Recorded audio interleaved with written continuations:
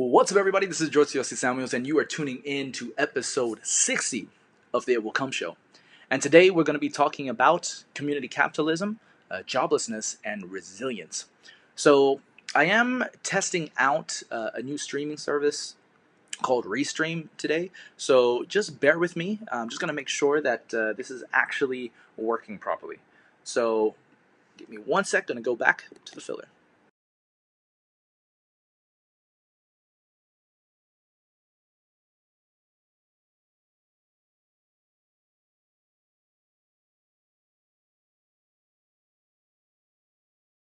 All right.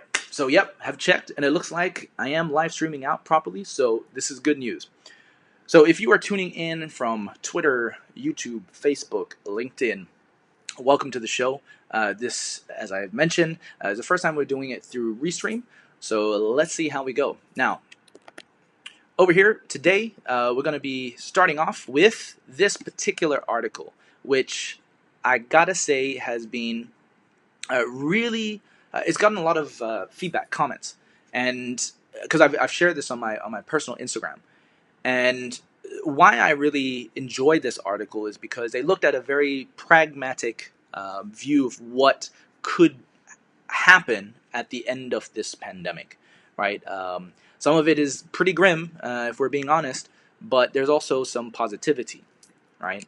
And so I'm going to take us to the bits where they talk about community, right? Because if we look at sort of what could happen, and I thought this was interesting, they're looking at, call them Gen Z. Look at this. We realized that her child might want it first, so we decided to call the generation Gen Z. So any baby that's being created or born during this time is now going to be called Gen Z. All right. So here is for some cultural movements. Yes. So again, communities, and left to spread on track through communities. Let's go here, communities. Yeah. So there is the potential for a much better world after we get through the trauma. Communities are finding new ways of coming together, right? And this is so true because right now, despite all the craziness that's happening in the world, pandemics can also catalyze social change. So, with the social change, you can see people, businesses, and institutions moving quickly to make things happen. One of the biggest benefits I'm seeing right now is people are being forced to learn how to engage with one another virtually, right? They're having to learn the technology quickly so that they can connect with others and not go crazy being isolated at home constantly. Right. So if you haven't had a chance to read this article yet by The Atlantic, I highly recommend it. I will include it in the comments so you can have a read yourself. But it does give sort of a balanced view of like both the positives and the negatives of what's going to be coming up. While we're on the topic of community, of course, Salesforce, they are known for actually having quite a strong developer community. If you're not familiar with Salesforce, they are one of the world's best, most well-known CRMs, and they have a group or community that they call Ohana, I believe, Trailblazers, and this is a tech company that gets community. And at Faya, who is one of our sponsors for the It Will Come show, communities are incredibly vital at this point in time. Why? Because they are your support network, right? And when you have nothing left, to keep you distracted or keep you busy, really it's going to be your social ties and your social bonds. It's never going to go anywhere. We are social creatures by design, and no matter how independent we want to become, interdependence are sort of the good signs of a healthy community. You need to have a good balance of both. So this is another great article to have a read of if you haven't yet. I'm sharing this. This is from my personal Facebook post, and it was more to do with just giving some reassurance to people around what's happening at the moment. If you've been tuning into past episodes, I do believe that we're going to move into a depression. So with that, it's better to be prepared than not at all. Luckily, I've been involved in the Bitcoin BSV / blockchain space for a while now, and we've kind of been expecting a time like this to occur. We were expecting the second GFC to hit in 2018, but now, it's come, but really the bubble was popped due to coronavirus. So with this particular post, it's more about just sort of three things that I believe will help you during these times. One, community for sure, right? If you don't have a strong community, find one. There are many online at the moment. Take the time to like maybe even try and connect with your neighbors if you can. If you have their details from phone numbers um, to social media handles, you could start to organize some things together online. I've seen around the world, there was a great video from Tony Robbins showcasing, I think they had like a whole district block. Some guy went to the middle of the block on the top of a rooftop and just did morning exercises, and everybody would come out to their balconies and do that together. We can find ways. So that's community. The next bit is financial inclusion. Financial cushions. This is about really starting to think more appropriately about how you're spending your money, how you're saving it. It's a time to be pragmatic and not waste it. All right. So disclaimer: this is not financial advice, but just really, really need to think about that, especially if we go into a depression. And the depression may be, more than just a couple months, more than a couple years. Some are predicting 23 to 25 years in terms of the economic fallout of this period. Out of the box thinking. I put that there because you really need to think differently about this time, right? If you've lost your job, I know a lot of people who are losing their jobs right now. If you lost your job, you need to find out how you're going to make money during this time, if it even matters, or what truly matters to you. Like, are you going to start bartering, trading things? Who knows? But you need to be prepared, and you need to think out of the box.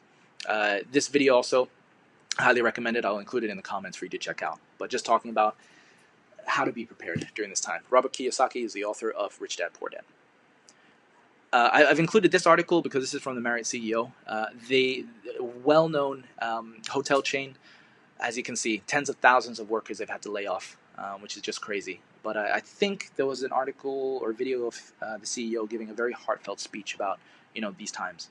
And a lot of CEOs are starting to cut their own salaries in order to keep some people on. But yeah, it's crippling the hotel industry. Really hard to see. It's a real shame. But here, while we're on the topic of joblessness, right, this is something that I found that I actually completely forgot I had. It is essentially an ebook I put together around 40 days of job hunting. It outlines day to day what I did to get myself or land myself a job when I found myself without one. And instead of crying about it, I decided to turn my efforts into a marketing campaign, and I outline step by step everything you can do here. So this is going to be free of charge. I'll put the link to it in the comments or the notes of the videos, and yeah, this is free for you to use and to learn from. Hopefully, it'll be of help. I put here just on the topic of while keeping on the topic of jobs. This particular book is called Remote by the guys who have built the product Basecamp. They definitely are experts in remote work. They have a remote work culture.